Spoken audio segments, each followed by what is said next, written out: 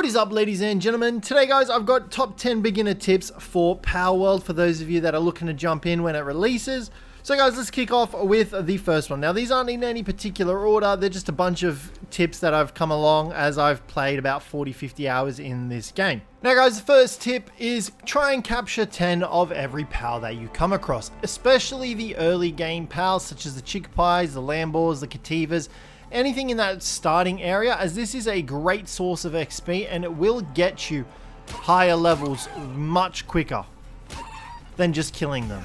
Now, on top of this as well, killing PALs does net you materials. You can see there from killing the Chickpie, we did get poultry and an egg, but you also get the same materials if you capture them.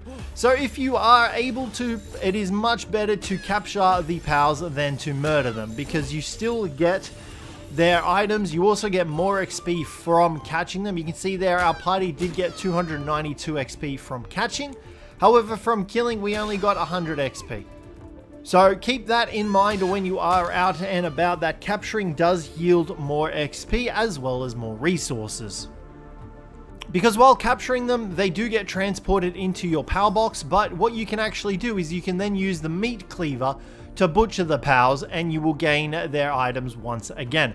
I have done this quite a few times with Mammoth Rest, because Mammoth Rest does give quite a lot of high quality PAL oil.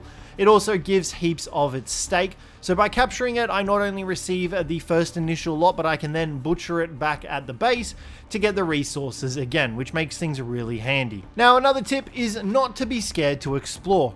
You can scale any structure in this game, and you can also make it up that structure as long as you've got enough stamina. You can climb vertically, you can climb horizontally, you can climb any mountain face that you find.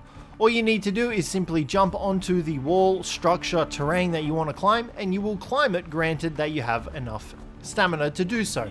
Now, on top of this as well, you do take fall damage. However, it is quite a long time before you start taking fall damage. So you saw there that cliff face that we fell off there, that was quite a distance. So do keep in mind when you are exploring that you don't really take too much fall distance, and as long as you have food available to you, your health will regenerate rather quickly. Now that brings me to my next point. Always have food on you, whether it's raw or cooked. Obviously, cooked food will provide you with more nutrition, but you can still use raw food to feed yourself and your PALs. Now, the reason why food is so important is because if any of your PALs run out of food, their health will start dropping. And it isn't slow, it is quite fast, and it's percentage based, so it will just start plummeting. And the same thing for you. If you run out of food, which is that orange bar there, your health will start dropping and you'll be left on 1 health, left to starve. Now, this is very important in terms of boss fights, because in boss fights you can cycle your PALs around so that they are able to regenerate health while you fight the bosses, and if they've got food available to them, they can do so. If they run out of food, their food will deplete and they will die rather quickly. So obviously, to prevent that, make sure you bring food. You do get technology later down the line that allows you to equip small feed bags, which essentially means that your PALs and yourself will automatically consume food when you're hungry, as long as you've got it in your inventory. Now, my next tip is to build the lumbering station and the stone station as soon as you are able to. This gives your PALs something passively to do while you're not in the base and you haven't queued anything up for them.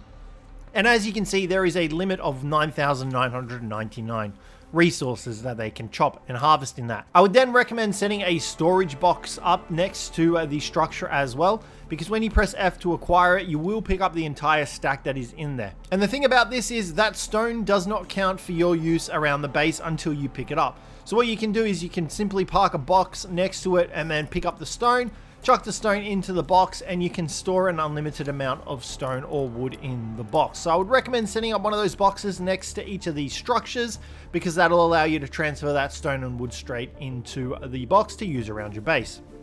Now, as well as that, also build the ranch as soon as possible. You unlock this at level 5 and you unlock these guys at level 7.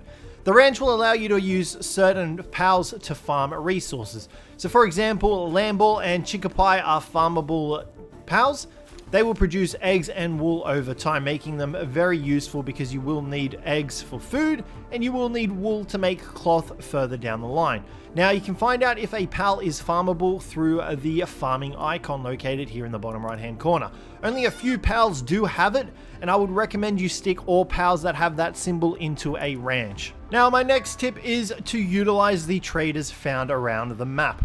Sometimes you will need an abundance of resources that you just can't get from catching or killing a bunch of PALs, and it's much easier to buy resources from the traders. It is very easy to make money in this game.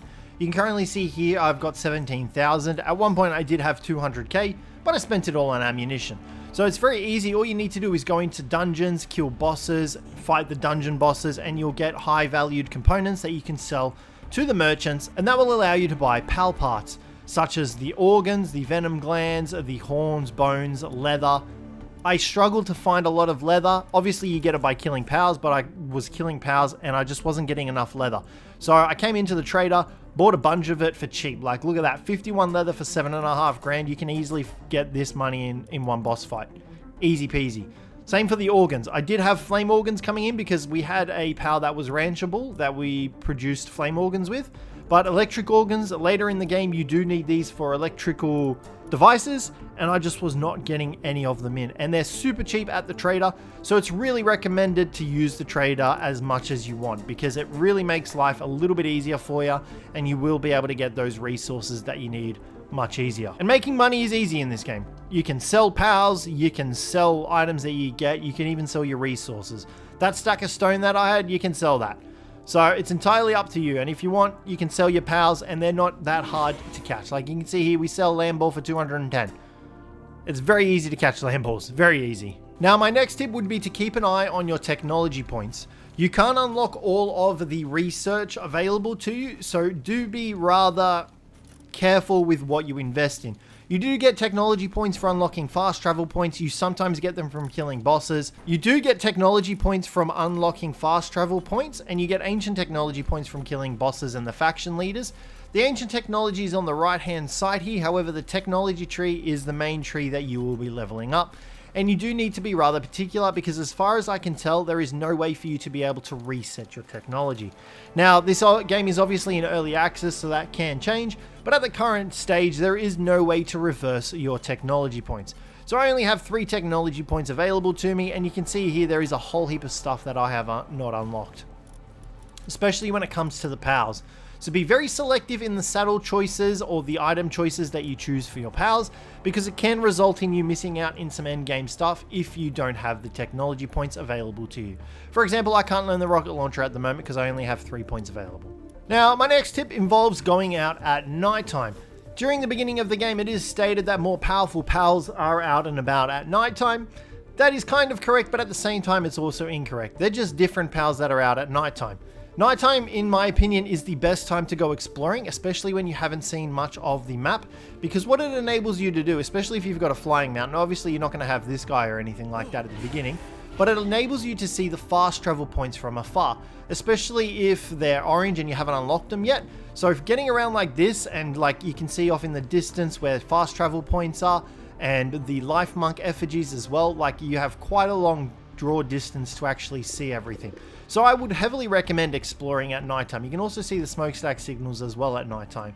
Now, another perk of exploring at nighttime as well, however, is that PALs will take double the amount of damage before you wake them up.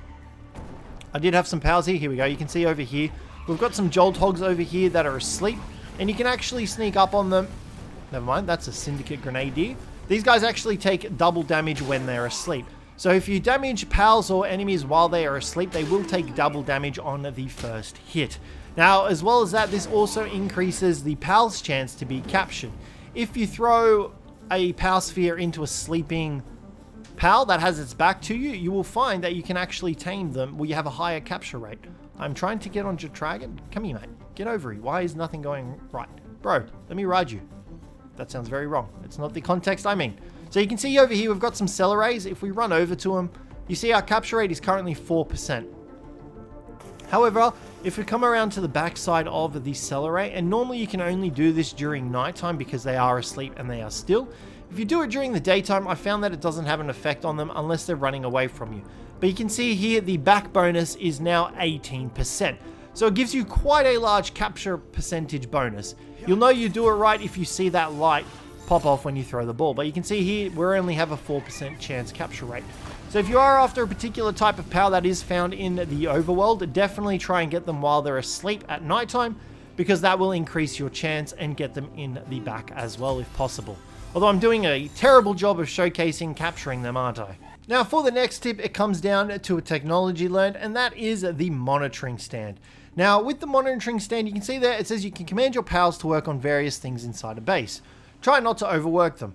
At the current rate, that's actually not what this item does. If you come into it, it actually enables you to increase the amount of work that your POWs will do. So you can currently see here we've got normal, hardworking, and super hardworking. And each of these have obviously buffs and negatives to them. So the work speed and the movement speed is highest. However, their sanity and their hunger will deplete at a very quick rate. So do keep an eye on that if that does happen, because it can obviously mess up your POWs and it can cause them to not work whatsoever, but there is a fine line with where you can do it. So that is just an extra thing. If you need to get a lot of stuff produced, if you need to get a lot of things made up, you can definitely switch them to super hardworking and they'll produce stuff super quickly, but then you'll also get your dragon looking super sad like he is. So just keep an eye out on their sanity, their health, and you'll generally be able to keep them pleased. The humane setting is normally enough. Like, I didn't really struggle with them producing anything too bad while I was playing with the humane setting on. But just keep that in mind going forward. If you want to do a lot of cooking or anything like that, then you can obviously amp it up. For my next tip, it involves the PAL souls. As you run around the world killing enemies, collecting chests, and defeating dungeons, you will accumulate PAL souls. Now be very selective with where you input your PAL souls, because they are rather limited from my findings. And I think I found a total of about 50 something small PAL souls in about 40 hours. I haven't found a reliable way to farm them or anything yet. You can reset them, but it does end up being a lot of money. The more PAL souls you've invested into a PAL, the more money it will cost. So I would recommend being very selective with what PALs you choose to enhance through this method, because the PAL souls are rather hard to come by and they are costly to reset. You're much better off spending your hard-earned money on resources or other PALs that you don't have. You can see here to reset 2 PAL souls, it is $2,000. However, the amount of PAL souls doubles with each level you go up. So do keep that in mind as well moving forward. Now guys, my next tip is about weight. Now, as you guys know, you do have the ability to level up your weight, but there are also PALs that will enable you to increase this weight. So what I would recommend is going out and taming a bunch of the PALs that increase your weight, because that will enable you to gather more resources before having to return back to base. This is especially true when it comes to harvesting up any types of ore, as they weigh quite a lot, and to get a lot of it you need to ferry it back to your base, which generally takes a long process. So I've currently got a bunch of King Packers and Ice King Packers, as well as the Lunaris, and as you guys saw, that increases my weight by 280 points. Now you can do this as soon as you have access to Cativas. Cativas also have this ability. You can see there they help carry supplies, increasing the player's max carrying capacity. It isn't as strong as these guys, but it still does the job. You do get access to King Packer relatively early. He is level 23 and he's located just down here. So you can obviously try and catch these guys every day. They will respawn. And then you have a full party of them and they will increase your weight exponentially, which is really good and worth getting. Now, I've already mentioned various structures, but this is also another structure that you should definitely build when you get the opportunity to. And that is the Crusher. Now, what the Crusher will do is it will create fiber and paldium fragments from stone and wood. So if you create one of these crushers near your two obviously harvesting areas, the stone or the wood one, what you can do is drop it next to the box and create a bunch of paldium fragments. As these are used for pretty much everything in the game, you will need tons and tons of these. Now you will need a water pal in order to power this and create the items for you. So do keep that in mind, that you won't be able to actually utilize this until you have a water pal. But once you do, you just want to have paldium fragments queued up all the time on it, because they are used for everything.